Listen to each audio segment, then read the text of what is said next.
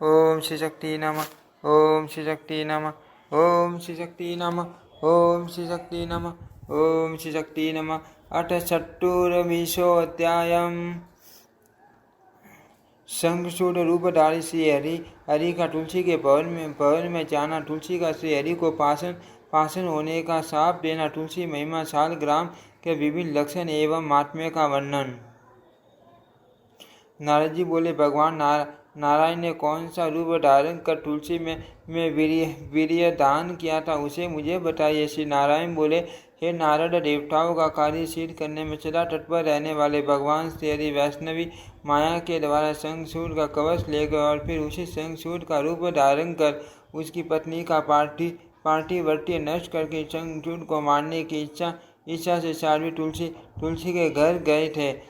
उन्होंने तुलसी के भवन के द्वार के पास दुदुम्बी बजवाई और उस द्वार पर जयकार लगवाकर सुंदरी तुलसी को यह ज्ञात कराया कि उसके पति विजय होकर आ गए। वह ध्वनि सुनकर साध्वी तुलसी परम आनंदित हुई और अत्यंत आदर के साथ पति दर्शन की कामना से खिड़की में से राजमार्ग की ओर देखने लगी। तत्पश्चात उसने ब्राह्मणों को धर्म प्रदान करके मंगलाचार करवाया और पंडितजनों और भिक्षु को तथा सूत मागधों को नया स्वरूप धन दिया। तदंतर भगवान श्री हरि रथ से उतरकर देवी तुलसी के सुंदर अत्यंत मनोहर तथा अमूल्य रत्न निर्मित भवन में गए। अपने कांतिमान पति को समक्ष देखकर वह बहुत प्रसन्न हुई। उसने प्रेम पूर्वक उनका शरण धोया, फिर उन्हें प्रणाम किया और वह रोने लगी। तत्पश्चात उस कामिनी तुलसी ने उन्हें अत्यंत मनोहर रत्न में सिंहासन पर बैठाया। पुनः उसने कपूर आदि से सुगंधित तांबूल उन्हें प्रदान किया। इसके बाद तुलसी ने कहा, आज मेरा जन्म तथा जीवन ये दोनों सफल हो गए, क्योंकि मैं युद्ध भूमि में गए हुए अपने प्राणनाथ को फिर से घर में देख रही हो। तत्पश्चात मुस्कान युक्त तीसरी दृष्टि से देखती हुई काम मदे से वियल और पुलकित अंगों वाली तुलसी अपने नाथ से मधुर वाणी में युद्ध संबंधी समाचार पूछने लगी। तुलसी बोली, प्रभु, असंख्य ब्रह्मांडों का संहार करने वाले शिव जी के साथ हुए युद्ध में आपकी विजय कैसे हुई है? कृपा निधि इससे मुझे बताइए। तुलसी का वचन सुनकर शंखचूड़ रूपधारी लक्ष्मीकांत श्री हरि उस तुलसी से हंसकर अमृत में वाणी में कहने लगे। श्री भगवान बोले, हे प्रिय, हम दोनों का युद्ध पूरे 1 वर्ष तक होता रहा। हे कामिनी, उस युद्ध में सभी दानवों का विनाश हो गया। तब स्वयं ब्रह्मा जी ने हम दोनों में प्रेम करवा दिया और फिर उनकी आज्ञा से मैंने देवताओं को उनका संपूर्ण अधिकार लौटा दिया। इसके बाद मैं अपने घर चला आया और शिव जी अपने लोक को चले गए। हे नारद, यह कहकर जगन्नाथ रमापति श्री हरि शैया पर सो गए और जब उस रमणी के साथ विहार करने लगे, तब उस साध्वी तुलसी ने अपने मन में विचार करके सब कुछ जान लिया और आप कौन हो, ऐसा वह उनसे पूछने लगी। तुलसी बोली, हे मायेश, आप कौन हो? यह मुझे बताओ। आपने छलपूर्वक मेरा सतीत्व नष्ट किया है, अतः मैं आपको शाप दे दूँ। हे ब्राह्मण, तुलसी का वचन सुनकर भगवान श्री हरि ने शाप के भय से लीलापूर्वक अपना मनोहर विष्णु रूप धारण कर लिया। तब देवी तुलसी ने लुटुंग मेघ के समान श्याम वन वाले, शरठकालीन कमल के समान नेत्रों वाले, करोड़ों कामदेव के समान सुंदर प्रतीत होने वाले, रतन में आभूषणों से अलंकृत, मन मुस्कान से युक्त, प्रसन्न मुख मंडल वाले पीताम्बर धारण किए हुए तथा अनुपम शोभा संपन्न देवारी देव सनातन श्री हरि को अपने समक्ष देखा। उन्हें देखकर कामिनी तुलसी लीलापूर्वक पुनः मूर्छित हो गई और कुछ देर बाद चेतना प्राप्त करके वह उन श्री हरि से पुनः कहने लगी। तुलसी बोली, हे नाथ, आप पाषाण सदस्य हो गए हैं। आप में दया नहीं है। आपने छलपूर्वक मेरा धर्म नष्ट करके मेरे स्वामी को मार डाला। हे प्रभु, आप पाषाण हृदय वाले हैं तथा दयाहीन हो गए हैं। अतः हे देव, आप इसी समय लोक में पाषाण रूप हो जाए। जो लोग आपको साधु कहते हैं वे परमित हैं, इसमें संदेह नहीं है। दूसरे का हित साधने के लिए आपने अपने भक्तों को क्यों मार डाला? हे नारद, इस प्रकार शोक संतप्त तुलसी ने बहुत रुदन तथा बार बार विलाप किया। तदंतर करुणा रस के सागर कमलापति श्री हरि तुलसी की कारुणिक अवस्था देखकर नीति युक्त वचनों से उसे समझाते हुए कहने लगे। श्री भगवान बोले, हे बद्रे, आपने भारत में रहकर मेरे लिए बहुत समय तक तपस्या की है। साथ ही इस संसूर ने भी उस समय आपके लिए दीर्घ समय तक तपस्या की थी। आपको पत्नी रूप में प्राप्त करके उसने तपस्या का फल प्राप्त करके आपके साथ विहार किया है। अब आपको आपके द्वारा की गई तपस्या का फल देना उचित है। हे राम, अब आप इस शरीर को त्याग कर तथा दिव्य देह धारण करके मेरे साथ आनंद करो और मेरे लिए लक्ष्मी के समान हो जाओ।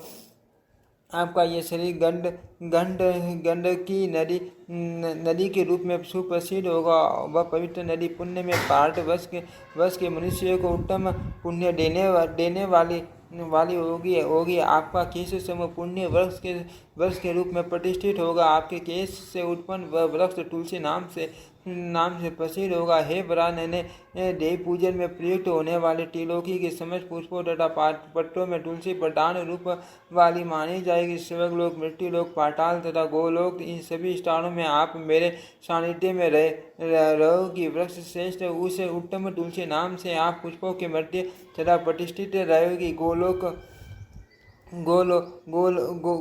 विजा नदी के तट, रास मंडल, वृंदावन, बांडी रवन, संपर्क वन, मनोर, संडवन वन, माधवी, केतकी कुंड, मालिका, मालती वन, इन सभी पुण्यमय स्थानों में आपका पुण्यप्रद वास होगा। तुलसी वृक्ष के मूलों के सानिध्य वाले पुण्यमय स्थानों में समस्त तीर्थों का पुण्यप्रद अधिष्ठान होगा। हे वरानने, तुलसी के पत्र अपने ऊपर पड़े, इस उद्देश्य से वहाँ पर आप मेरा तथा सभी देवताओं का निवास होगा। तुलसी पत्र के जल से जो व्यक्ति स्नान करता है उसने मानो सभी तीर्थों में स्नान कर लिया और वह सभी यज्ञों में दीक्षित हो गया। हजारों अमृत कलशों से भगवान श्री हरि को जो संतुष्टि होती है वह उन्हें तुलसी का एक पत्र अर्पण करने से अवश्य ही मिल जाती है। जो फल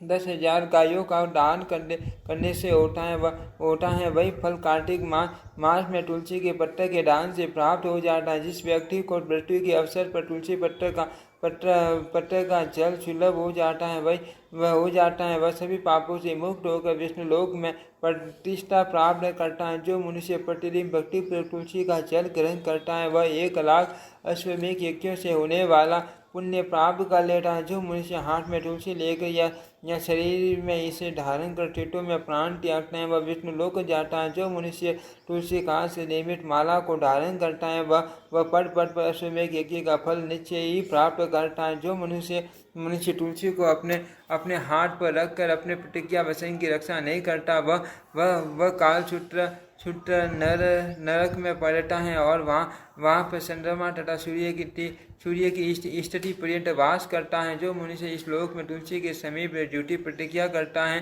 वह कुंभी पाक नरक में जाता है और 14 इंद्रों की स्थिति तक वहाँ पड़ा रहता है। मृत्यु के समय जिस मनुष्य के मुख में तुलसी जल का एक कण भी पहुँच जाता है वह रतन में विमान पर आरूढ़ होकर निश्चय ही विष्णु लोक को जाता है। पूर्णिमा, अमावस्या, द्वादशी, सूर्य संक्रांति, मध्य काल, रात्रि, दोनों संध्याएं, अस्वस्थ तथा अपवित्र समयों में रात के कपड़े पहने हुए तथा शरीर में तेल लगाकर जो लोग तुलसी के पत्ते तोड़ते हैं वे साक्षात से हरि का मस्तक ही काटते हैं।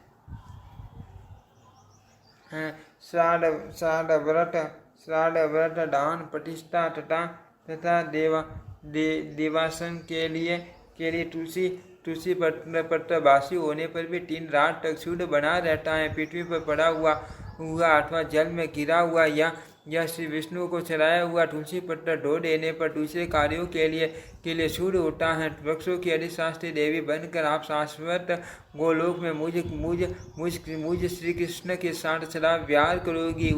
उसी प्रकार भारतवर्ष में नदियों की जो अत्यंत पुण्यदायिनी अधिशास्त्री देवी है उस रूप में भी आप मेरे अंश स्वरूप लवण समुद्र की पत्नी बनोगी। स्वयं माँ साध्वी आप वैकुंठ लोक में मेरे सन्निकट लक्ष्मी के समान भार्या के रूप में सदा विराजमान रहोगी, इसमें संदेह नहीं है। मैं भी आपके सांप से पाषाण बनकर भारतवर्ष में गंड की नदी के तट के समीप निवास करूंगा। वहाँ रहने वाले करोड़ों कीट अपने तीक्ष्ण दांत रूपी श्रेष्ठ आयुधों से काट कर उसे शिला के गंगे में मेरे शक्र का चिन्ह बनाएंगे, जिसमें एक द्वार का चिन्ह होगा, 4 चक्र होंगे, और जो वनमाला से विभूषित होगा वह नवी मेघ के समान वनमाला पार्षद लक्ष्मी नारायण नाम से प्रसिद्ध होगा, जिसमें एक द्वार का चिन्ह तथा 4 चक्र के चिन्ह होंगे, किंतु जो माला की रेखा से रहित होगा, उस नवी मेघ के समान श्याम वन वाले पाषाण को लक्ष्मी जनार्दन नाम वाला समझना चाहिए। दो द्वार तथा 4 चक्र से युक्त गाय के खुर से सुशोभित तथा वनमाला से रहित पाषाण को रघुनाथ नाम से जानना चाहिए, जिसमें बहुत सूक्ष्म 2 चक्र के चिन्ह हो और वनमाला की रेखा न हो। उस नवी मेघ के सदस्य वर्ण वाले पाषाण को भगवान वामन नाम से मानना चाहिए। जिस पाषाण में अत्यंत सूक्ष्म आकार के 2 चक्र हो तथा जो वनमाला से सुशोभित हो, ग्रस्तों को श्री प्रदान करने वाले उस पाषाण को भगवान श्रीधर का ही स्वरूप समझना चाहिए। स्थूल कुलाकर वनमाला से रहित तथा अत्यंत स्पष्ट 2 चक्रों से अंकित पाषाण को भगवान का दामोदर नाम वाला स्वरूप जानना चाहिए, जो मध्यम गोलाई के आकार वाला हो, जिसमें 2 चक्र बने हो, जिस पर बाण तथा टर्कस का चिन्ह अंकित हो और जिसके ऊपर बाण से कट जाने का चिन्ह हो। उस पाषाण को रण में शोभा पाने वाले भगवान राम का विग्रह समझना चाहिए। मध्यम आकार वाले 60 चक्रों के चिन्हों से अंकित सट्टा तथा आभूषण से अलंकृत पाषाण को भगवान राजा राजेश्वर समझना चाहिए। वह पाषाण मनुष्य को विपुल राज्य संपदा प्रदान करने वाला है। जो पाषाण स्थूल हो, 14 चक्रों से सुशोभित तथा नवीन मेघ सदस्य प्रभाव वाला हो, उस धर्म अर्थ काम मोक्ष इन चारों प्रकार के फल प्रदान करने वाले पाषाण को भगवान अनंत का स्वरूप जानना चाहिए। जो चक्र के आकार वाला हो, जिसमें 2 चक्र श्री और गोकुल के चिन्ह सुशोभित हो, ऐसे मध्यम तथा नवीन मेघ के समान वन वाले पाषाण को भगवान मधुसूदन का विग्रह समझना चाहिए। सुंदर दर्शन वाले तथा केवल एक गुप्त चक्र से युक्त पाषाण को भगवान गदाधर तथा 2 चक्र से युक्त एवं अश्व के मुख्य आकृति वाले पाषाण को भगवान हयग्रीव का विग्रह कहा गया है, जो अत्यंत विस्तृत मुख वाला हो, 2 चक्र के चिन्हों से सुशोभित हो और जो देखने में बड़ा विकट लगता हो, मनुष्य को शीघ्र वैराग्य प्रदान करने वाले ऐसे पाषाण को भगवान नरसिंह का स्वरूप समझना चाहिए, जिसमें 2 चक्र हो, जो विस्तृत मुख वाला हो, रावण माला से सुशोभित हो, ग्रस्तों को सुख प्रदान करने वाले ऐसे पाषाण को लक्ष्मी नरसिंह का स्वरूप समझना चाहिए, जिसके द्वादेश में 2 चक्र तथा श्री का चिन्ह स्पष्ट रूप से अंकित हो, समस्त कामनाओं का फल प्रदान करने वाले उस पाषाण को भगवान वासुदेव का विग्रह जानना चाहिए, जो सूक्ष्म चक्र के चिन्ह से युक्त हो, नवीन मेघ के समान श्याम वन का हो और जिसके मुख पर बहुत से छोटे छिद्र विद्यमान हो, ग्रस्तों को सुख प्रदान करने वाले उस पाषाण को प्रतिबंध का स्वरूप जानना चाहिए, जिसमें परस्पर छटे हुए 2 चक्रों के चिन्ह विद्यमान हो तथा जिसका पुष्ट भाग विशाल हो, ग्रस्तों को निरंतर सुख प्रदान करने वाले उस पाषाण को भगवान शंकर का ही रूप समझना चाहिए, जो अत्यंत सुंदर गोलाकार तथा पीठ आभा वाला हो, ग्रस्तों को सुख प्रदान करने वाले उस पाषाण को विद्वान पुरुष भगवान अनिरुद्ध का स्वरूप कहते हैं। 4 साल ग्राम की शिला रहती है, वहाँ भगवान श्री हरि विराजमान रहते हैं और वहीं पर भगवती लक्ष्मी भी सभी तीर्थों को साथ लेकर चला निवास करती हैं। ब्रह्म हत्या आदि जो भी पाप हैं वे सब शालग्राम की शिला के पूजन से नष्ट हो जाते हैं।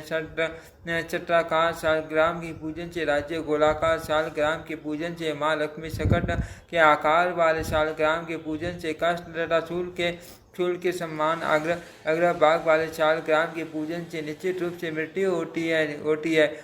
विकृत मुख वाले शालग्राम से दरिद्रता, पिंगल वर्ण वाले से हानि, खंडित चक्र वाले से व्याधि तथा विदीन शालग्राम से निश्चय ही मरण होता है। व्रत, स्नान, प्रतिष्ठा, श्राद्ध तथा देव पूजन आदि जो भी कर्म शालग्राम की सन्निधि में किया जाता है वह प्रशस्त माना जाता है और वह कर्ता मानो सभी तीर्थों में स्नान कर चुका और सभी यज्ञों में दीक्षित हो गया। इस प्रकार उसे संपूर्ण यज्ञों, तीर्थों, व्रतों और तपस्याओं का फल मिल जाता है। चारों वेदों की पढ़ने तथा तपस्या करने से जो पुण्य प्राप्त होता है वह पुण्य शालग्राम की शिला के पूजन से निश्चित रूप से सुलभ हो जाता है। जो मनुष्य शालग्राम शिला के जल से नित्य अभिषेक करता है वह सभी दान करने तथा पृथ्वी की प्रदक्षिणा करने से जो पुण्य होता है उसे प्राप्त कर लेता है। जो मनुष्य शालग्राम शिला के जल का नित्य पान करता है वह देवादी लसित प्रसाद प्राप्त कर लेता है, इसमें संदेह नहीं है। समस्त तीर्थ उसका स्पर्श करना चाहते हैं। वह जीवन मुक्त तथा परम पवित्र मनुष्य अंत में भगवान श्री हरि के लोक चला जाता है। वहाँ पर वह भगवान श्री हरि के साथ असंख्य प्राकृत पर्यंत रहता है। वह वहाँ भगवान का दास्य भाव प्राप्त कर लेता है और उनके सेवा कार्य में नियुक्त हो जाता है।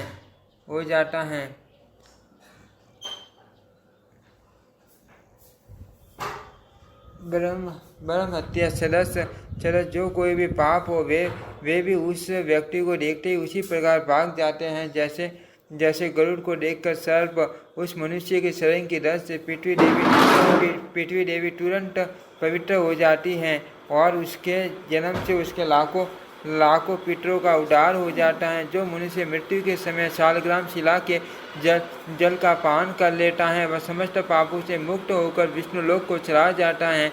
इस प्रकार वह सभी कर्म भोगों से मुक्त होकर निर्वाण मुक्ति प्राप्त कर लेता है और भगवान विष्णु के चरणों में लीन हो जाता है। इसमें संशय नहीं है। शालग्राम शिला को हाथ में लेकर जो मनुष्य मिथ्या वचन बोलता है वह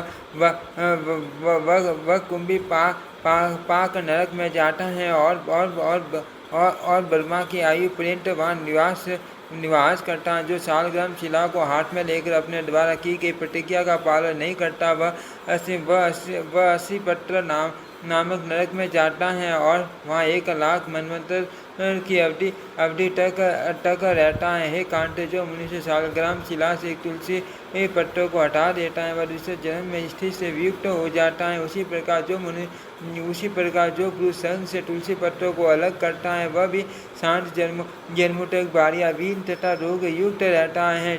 जो महाज्ञानी व्यक्ति शालग्राम तुलसी और संग को इकट्ठा रखता है वह भगवान श्री हरि के लिए अत्यंत प्रिय हो जाता है। जो पुरुष एक बार भी किसी स्त्री के साथ एकांतवास कर लेता है वियोग होने पर उसका दुख उन दोनों को परस्पर होता है। आप एक मनवंतर की अवधि तक संग छूट की भार्या रह चुकी हो अर्थ उसके साथ आपका वियोग कष्टदायक तो होगा ही। हे नारद उस तुलसी से ऐसा कहकर भगवान श्री हरि सुख हो गए। तुलसी अपना वह शरीर त्याग कर और दिव्य रूप धारण करके श्री हरि के वह स्थल लक्ष्मी की बातें सुशोभित होने लगी। इसके बाद वे लक्ष्मीपति श्री हरि उसके साथ वैकुंठ लोक चले गए।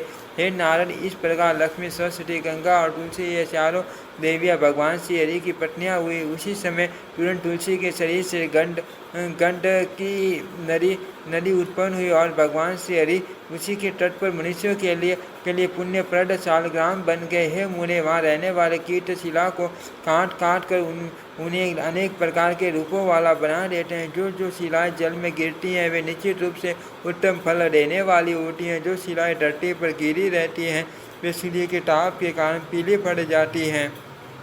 उन्हें पिंगला शिला समझना चाहिए। इस प्रकार मैंने सारा प्रसंग कह दिया। अब पुण्य क्या सुनना चाहते हैं? इति श्रीमद् देवी भागवते महापुराणे अष्टादश शास्त्रायां संहितायां नवम स्कंदे नारद संवादे तुलसी महात्म्येन स शालग्राम महत्वं वर्णनं नाम चतुर्विंशोऽध्यायः।